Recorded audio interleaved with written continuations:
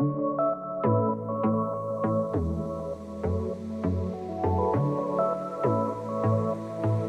everyone. Welcome back to the Nuance Needed podcast. I'm Amanda. And I'm Sam. And we are here with our part 2 of our last popular episode, all about Sam and my favorite mental health advice and like life lessons, I guess you could say. Yeah. More importantly, the ones we're living right now. Yeah. We're always living life lessons. Always. Constantly. So you had some more. Yeah. So I'm really interested to hear. One of my favorite ones is if you try to numb, like you cannot selectively numb. This is a quote from Brene Brown. Ooh, I love that one. You cannot selectively numb. If you try to numb the bad in your life, you will also numb the good. This was life-changing when I learned it. Life-changing because especially in my addiction, I was convinced that I could just numb the hard things. I could just avoid having hard conversations with people. I could just numb being sad or, being upset about something. I truly thought I could selectively numb. And I didn't understand that if I numbed hard things in my life, I was disconnecting from all of the good in the joy. And when I was trying to get sober, I did a ton of yoga. That was a big part of it. I became a yoga teacher, and having the physical practice of yoga of sitting in discomfort was so powerful for me. And really learning that even because I think a lot of us, if we're in this pattern of avoidance, which is what a lot of patterns are, right? Addiction, chronic avoidance, even depression sometimes, even anxiety, right, can be avoidance. A lot of us fall in OCD. A lot of us fall into avoidance patterns. We can trick ourselves into thinking that our life is better because we're not engaging in all of life, sort of. And what is so cool when I was getting into recovery that I really learned through yoga was I needed the hard parts of a yoga class to love and really relish in, the stretching at the end of it or the shavasana of it. Part of the yoga training I did really taught us about peaks and valleys and tension and release as even good positive things. And it really helped me reframe for myself this life of I don't want to just spend my life avoiding hard things, because doing hard things also leads to feeling good sometimes. And there is too much of a good thing sometimes where there's value to difficult things because it also can, again, nuance. I'm not saying you should go through hard things on purpose or purposely expose yourself to trauma, or it's good that people are exposed to too difficult things. But it's this idea, I think, of even I've heard people talk about it, of a little bit of stress is healthy for us. Yes. Right. And it's if you get too stressed, it's kind of like an injury, right? If you're trying to build muscle, if you stress your muscles out too much, you get injured and it's not good. But a little bit of tension, a little bit of stress on your muscles helps you grow stronger. And it's the same with our mental health. I have a confession to make. Yeah. I have never understood the practice of yoga. And you just with that insight, I'm oh, that makes sense. But I've always felt that people just throw out you should do yoga. And I'm I do one pose and I'm this is dumb. So maybe that is my own resistance. But I also, and maybe this is all of a sudden very quickly becoming my therapy session. I feel I need let's do it. Very aggressive exercise to feel I did something. It has to be weightlifting. It has to be an incline on the treadmill. It has to be the Peloton. Or a really long walk. And when I do yoga, I'm I am getting all of these poses wrong. I don't like this. Yeah. I'm in a room with a bunch of people and my ass is in someone's face. And I can't. And I've never understood it. Yeah. But now that you explain that, I'm I'm thinking back to my college yoga class. I did not take that class seriously. Yeah. at all. And I was with my friends and we just kind of like shit talked our way through it and like didn't really pay attention. But I can see how sitting in that tension is like it's teaching you something about yourself. And this idea of like embracing the good and the bad. And that you can't just do child's pose for 50 minutes. That doesn't teach you anything. Yes. And I get, like, I am that way too, of also like, I'll preface it by I needed like the power yoga. Because I wanted that tension and release. Like I wanted the hard part. It felt like it gave me more capacity to relax at the end. But yeah, I mean, it's been so fascinating the past year because I've had such bad injuries with my back has been so messed up, my shoulders, my hips, since having a baby. If y'all are interested, you can let me know. I can do a whole episode on that. We should. But I've barely been able to work out at all. And that used to be my primary coping skill, and I thought I would die. And yeah, maybe we should do a whole episode on it. What's so interesting to me is I finally had something happen where I muscled my way through my postpartum where I like dove back into like hard exercise. Like right off the bat. Yes. And it like caused so many problems that now I have to be so careful. It is like created such an interesting opportunity and dynamic. Obviously, I'm dying to get back to like regular exercise, but I do things and I've had to be so much more mindful of my body and what muscles I'm using and my mobility. Yeah. That is so interesting in terms of, just learning about yourself in the process. I mean, guys, like she really can't pick up her baby. I know. Like it's so, like her shoulder is so out of whack. So like I think I just say that to kind of illustrate like this is a very real thing. It's been hard, but I've had to be so good at advocating for myself because I never advocated for myself, and I went to PT for 2 months and it made my shoulder worse. We're going to do a whole episode, everybody. But advocate for yourself is one of the things probably. Yes. But yes, so I do think yoga is a really cool tool and just I think physical movement. Also, you learn a lot about, like there's something about like the physical container of watching your mind, what it does under stress, under hardship that you self-impose that I think is a really interesting if people, like working out or interested in it. I think it can be a really cool tool to learn about yourself and practice. Like it was a good opportunity for me as I was getting sober to practice slowing down, to practice, getting like doing poses that I didn't like, to practice having like pushing myself. Actually breathing through something. Yes. Yeah. I real quick on like the exercise train kind of with this idea of like you can't numb everything and like you have to embrace it all. I like when I first started using the Peloton. I was like so mean to myself. Oh. Like I would get on and I loved it. Yeah. But then like I would be going and I'd be like, fuck. like doing a climb and I'd be like, duh, like you're not gonna give up. Like you give up on everything.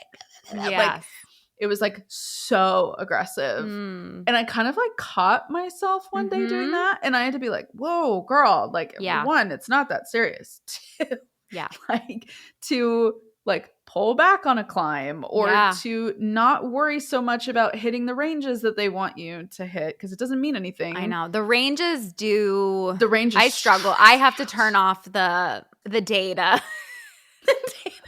I don't need Don't tell me anything. I'm sweating. That's enough. Yeah. But something that was really helpful is Cody Rigsby, king of Peloton. Yeah. He would hammer home a lot the idea of like the mind muscle connection. And that was really helpful for me because I realized like I was so deep in my head. Like kind of I would use it as like my processing time to like get my anger out, that I was forgetting that I'm a soul with a body. Yeah. Like I was kind of just like checking out. Yeah. And so, yeah, it was really helpful to like bring myself back into my body and be like, why am I feeling angry? Why am I feeling sad? Why am I feeling so frustrated? Because I was saying it was because of the ride. But really what I started to recognize was it was because of things that were happening outside that I wasn't allowing myself to tap into. All came up.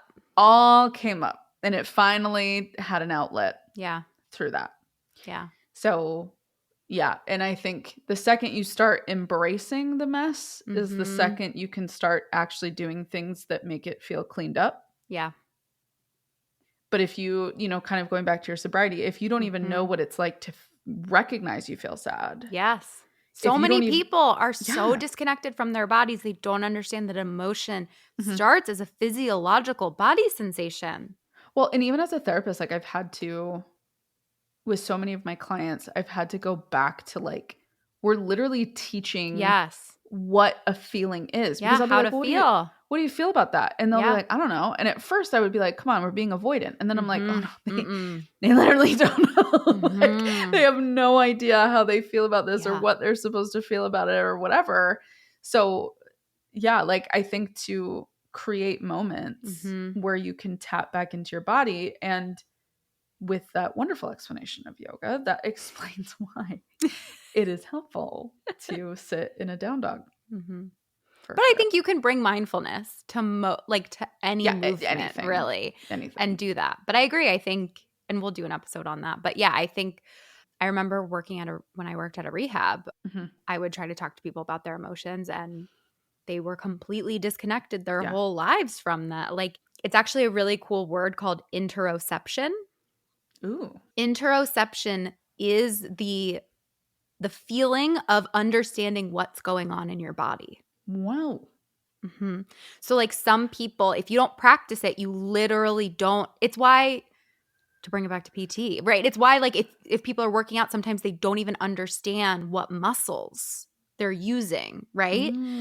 Or you don't even, so if you don't have any interoception, which happens with mindfulness, that you need to practice it to develop that skill, you aren't going to be able to very easily identify how you feel, because you aren't going to be able to tune into your body.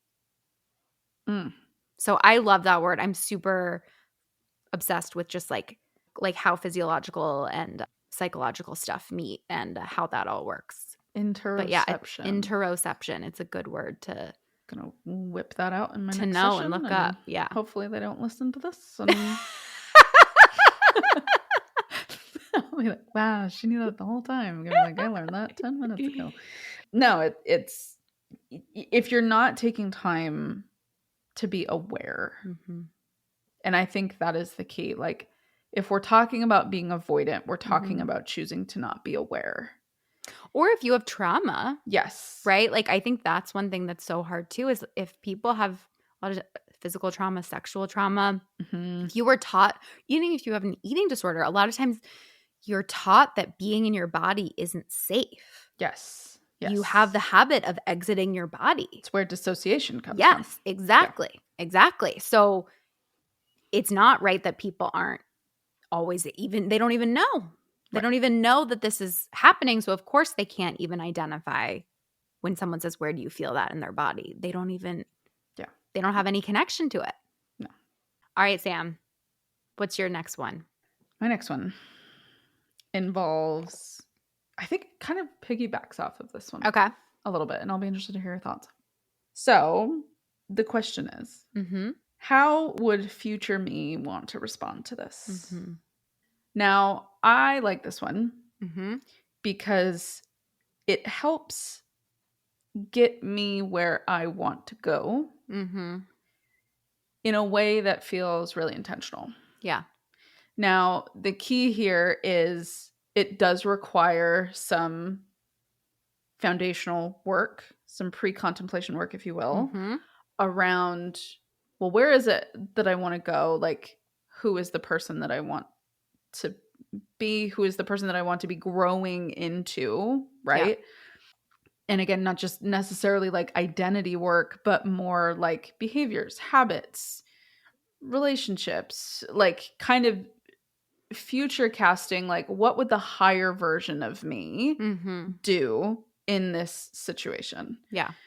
So for example, I was like notoriously bad at morning routines. Like I was kind of one of those people that just like rolled out of bed, got ready, left out the door, and would always feel discombobulated. Yeah. And like this was like really hard with the hospital too, because I would have my shifts were 12 hours. Yeah. So they were all different. Well, and also so for the longest time, I did do graves and stuff like that, which like nothing about your life makes sense when you're doing grave shifts. But yeah, so 7 p.m. to 7 a.m. 4 a.m. was a dark time. In a hospital, I'm sure. You could kind of like muscle through, and then at about 4:15, you would be like, my soul's going to leave my body. Yes, But anyway, so once I moved up in seniority a bit, my shifts were the swing shifts. So I would do noon to midnight. So it was like just early enough that like you could go home and sleep. Yeah. But my job was so like adrenaline inducing that a lot of times like I wouldn't be able to go to sleep until like 1:30 or 2. Yeah. Even though I would get home between like 12:20, 12:30, sometimes also earlier. Probably need to like eat dinner and decompress and stuff. Yeah, like I would have to shower. Yes. When you're in a room with a dead body. Yeah. Oh my God. You kind of want to do a bit of a cleansing ritual. Yeah. But yeah, and so then like you would kind of wake up at there were times where I was waking up at like 10:30, just getting ready and then getting right back in the car and going to work. Yeah. And what I started realizing was that just was not working and not sustainable. Like I felt like there was no me time. I didn't really know who I was on the days I was working. Then it would kind of throw off my off days too, because you're just always in this feeling that you're trying to catch up, but you're never catching up. Yeah. So what I started doing was every day, even on my work days, I was up at 9. Yeah. And I prioritized, I would have a cup of tea. Love tea. Give you a whole episode on tea brands. We'll go there. Have a cup of tea. I would sit outside on my porch and just stare into nothingness. And that I noticed like that kind of helped me like acclimate to being awake. Yeah. And gave myself a few minutes to kind of catch up. Then I would have breakfast and my pre-workout, and then I would work out. And usually take care of a few things here or there. And then I would get in the car and go to work. And I noticed that the reason I'm bringing all of this up to tie back into this question is because I had to ask myself, how does healthy Sam operate? And I knew by that point, I knew I wasn't going to be in this job forever. Yeah. I had already started taking clients, but it was still the full-time gig. Yeah. Right.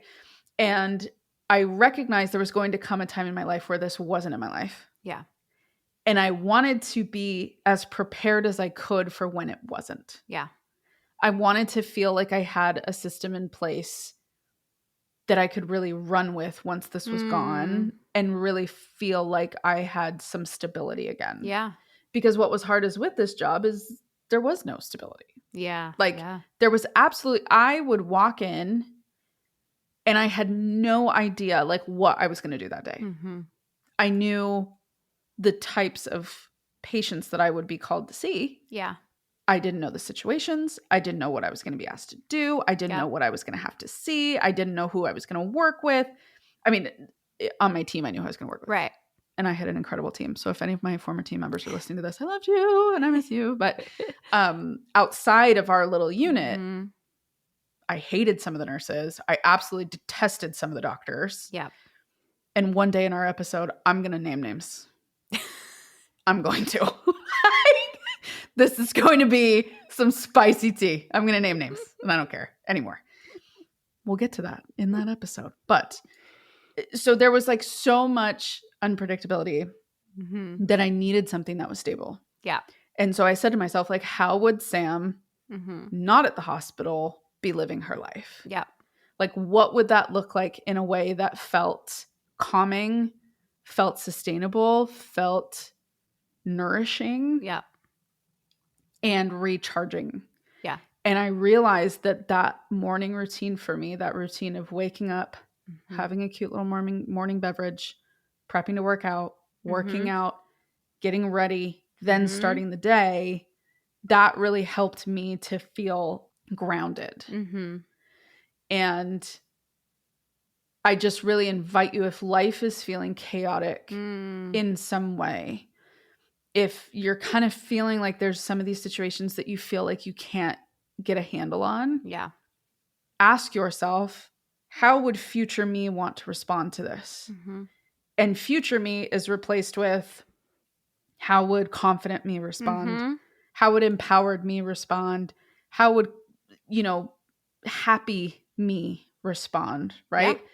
Healed me, whatever adjective like you want to put to it. Yep. Then you look at that and you reverse engineer it. Yep. And you say like, well, what would that version of me need in order to be able to do that successfully? Yeah. Speaking of advice, some of the best advice I've ever received is twofold. 1, focus on your sleep. 2, make your home a sanctuary. And sometimes to do that, you have to invest in some items to make that happen. And one of the best investments that I have made recently is buying the Cozy Earth bamboo pajama set. When I tell you these are the best pajamas I have ever worn in my life, I'm not lying to you. I sometimes really struggle with pajamas because they're not comfortable. They make me really hot at night, and it's just, ugh, I don't like it. These have completely revolutionized the way I sleep, the way I enjoy my sleep and getting into bed and feeling comfortable and cozy. The fabric is so breathable. It is a soft stretch knit that just feels like heaven on your body. It's so lightweight and I sleep so cool, which has been such a big deal for me. The other wild thing is their pajamas are made from the same exact material as their sheets. So if you buy the sheets and the pajamas, it's like the most incredible sleep of your life. So because I love it so much, if you go to cozyearth.com, use code NUANCE, NUANCE, for 40% off your order. I am telling you right now, go to cozyearth.com, use code NUANCE, and you are going to get 40% off your order. And if you use our code, please let them know that Nuance Needed send you. A better year starts with better sleep. Wrap yourself in cozy earth, and I cannot wait to hear how much you love these pajamas. So, I love that. What's I your love rebuttal that. to that? I don't have a rebuttal. Yeah, rebuttal was a really aggressive word. I don't know why I came out with that. That was, I'm not trying Maybe to start because you a know fight. that I don't have a morning routine.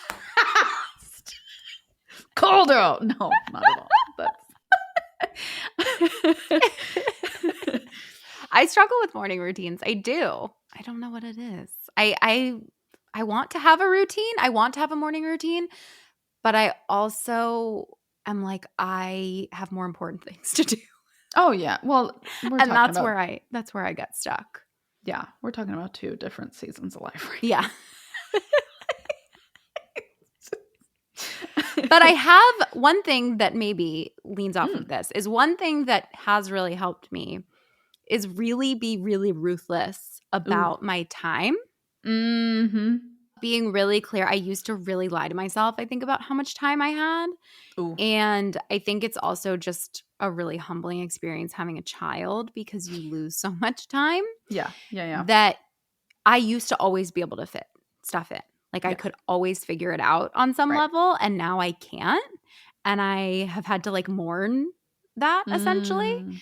And I've had to be like, okay, I need to then be a lot more realistic and decide what's important and decide what's not. And for example, I really for a long time was like, I am going to be someone who gets dressed in the morning and makes a cute outfit and puts myself together.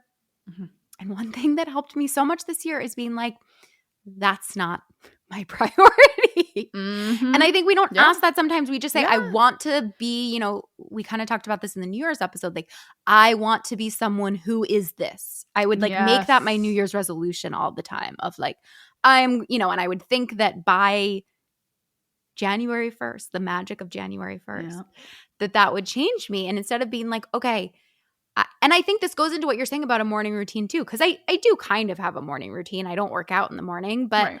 I wake up, I see my daughter before she goes to school, I drink a cup of coffee, I get dressed. But I think that we sometimes have it that like our morning routines need to be fancy or really long or Instagrammable instead of being like, right, it sounds like the cornerstone of how your routine really started was just drinking a cup of tea and looking out your window or sitting outside. And I think survival. Yeah.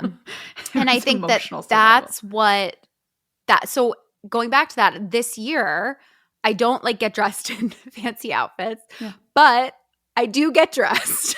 Hey.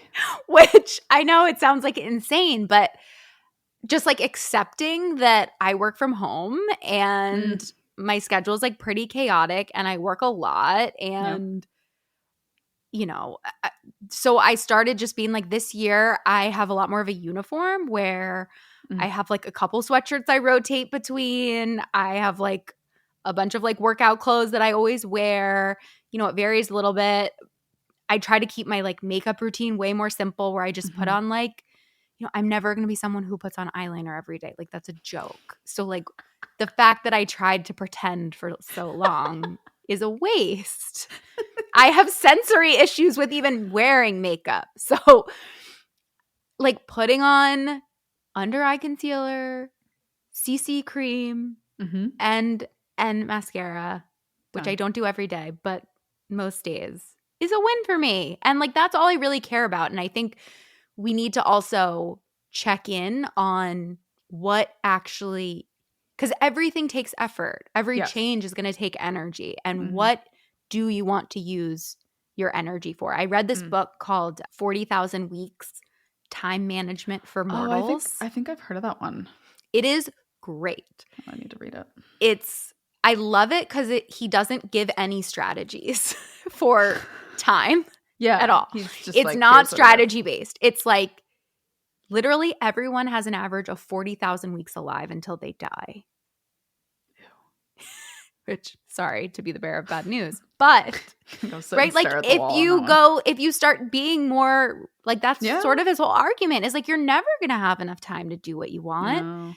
It's a fantasy that most of us will ever have enough time to do what we want to do. So we have to be ruthless about our time and we have to really decide what's worth it for us, because the amount of time I think we all sometimes spend, or at least I used to spend, pretending I was going to do certain things that don't even matter to me, right? Like wearing cute clothes. It's just not a priority for me. And I don't think that it just doesn't matter for me. Like, I think if I went into an office and things changed, I'm sure that would change along with it. But I just think I am someone who like uniforms are good and I make so many decisions through the day. Literally eliminating my decision fatigue is one of the most important things that I do. Yeah.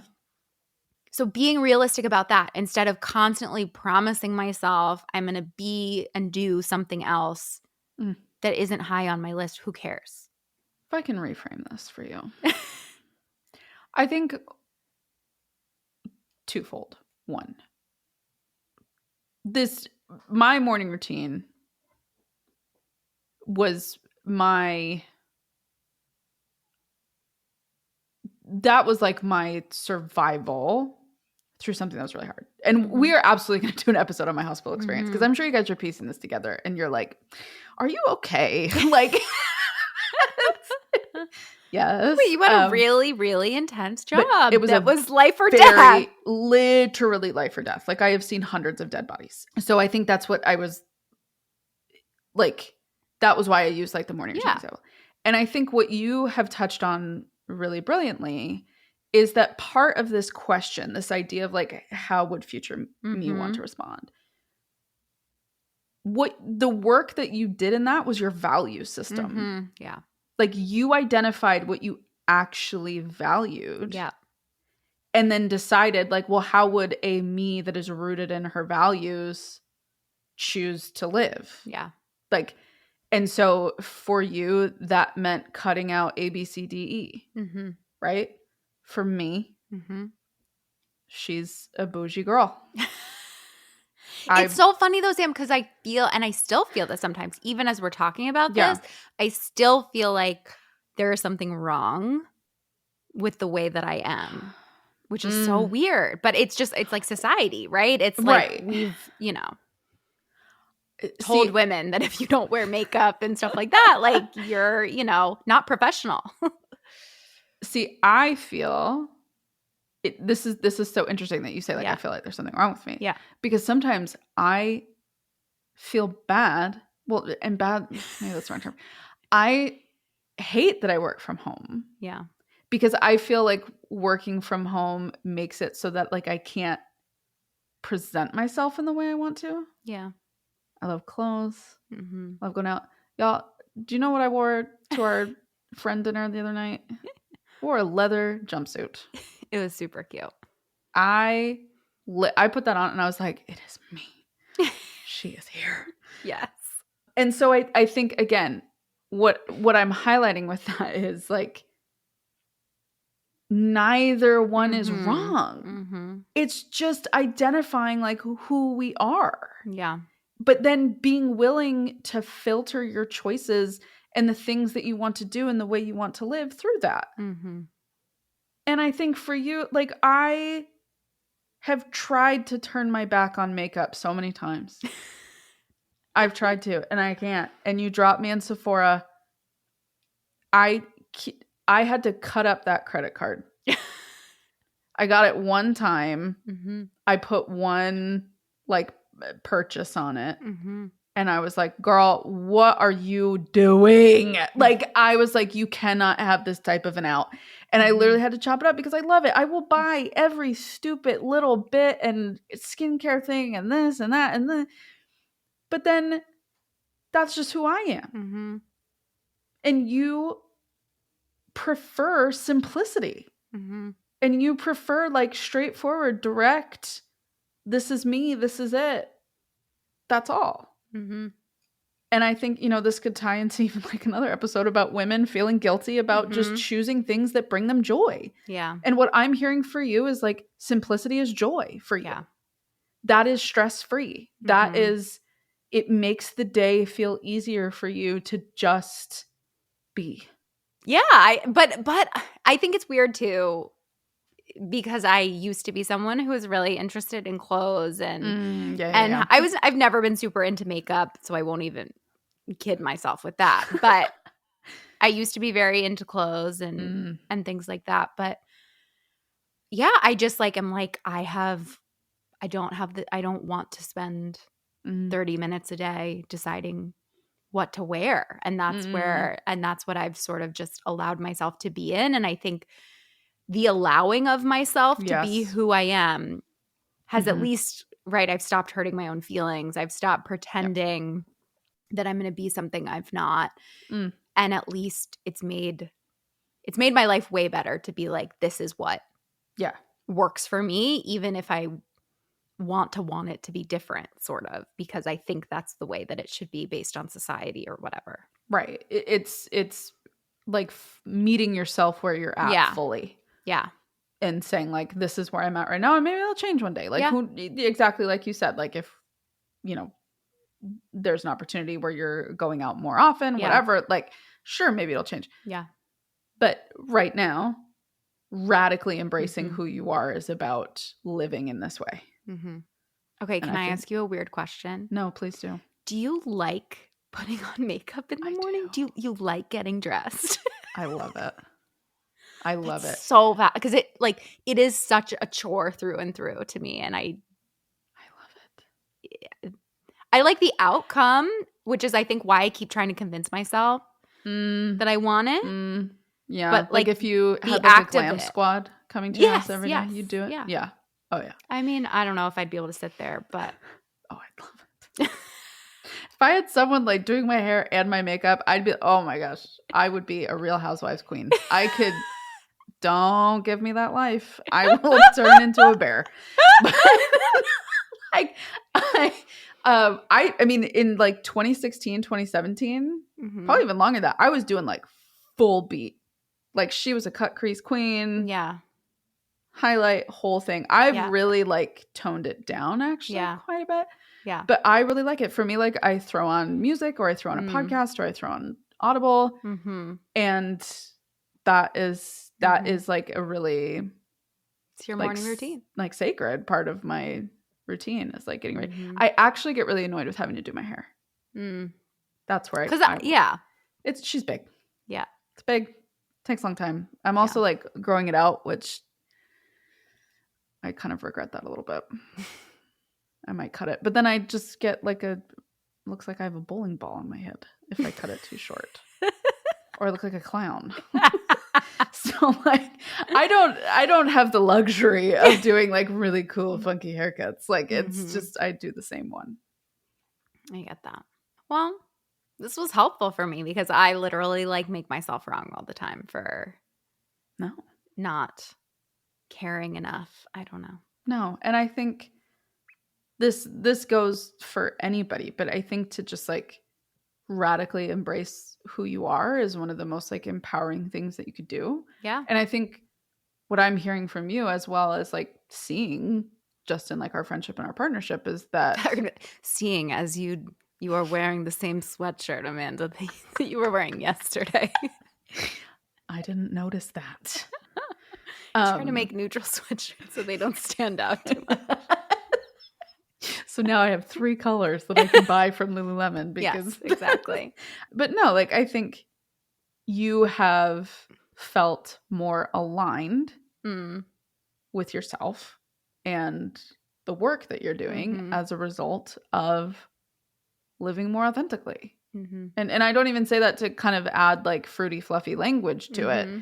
But those are like true, legitimate descriptors of what this decision looks like. And I think if you're listening and you're kind of assessing where you're at with life and how you feel about things, I mean, yeah, we took this to like, as you would say, like the superficial, like talking about makeup and clothes and hair and like whatever. But I think for women, that's a huge discussion. Yeah. Like, however you want to live and approach that is how you do it. Now that it is officially the new year, it might be a great time for you to seek therapy. If so, I'd love to share with you about my practice, Therapy for Women Center. We are located in the Philadelphia area, and we also have therapists licensed in 42 states across the country. If you're interested, check out our website, therapyforwomencenter.com. Well, we hope that you all got something out of this podcast that we went on a bit of a tangent on, but I hope you understand the deeper meaning behind what we were talking about today. Yeah. If you have been loving what you're hearing, if you could rate, review, subscribe, share, anything that you can do to get the word out, support us, would mean the world to us because we are an independent podcast. And the more that you rate, review, share, subscribe, the more we get the word out there, the more people listen to us, and the longer we can keep doing this. So absolutely. That is why we have this little speech at the end. And we want to hear from you. Yes. You can email us at podcast@therapyforwomencenter.com, or you could call in. Our number is 813-444-8683. We won't answer the phone. No. It is just a line that you can call and leave us a message. But we would love to hear your topics, your ideas, your feedback, suggestions. Yeah. All right. We'll see you next week. Bye.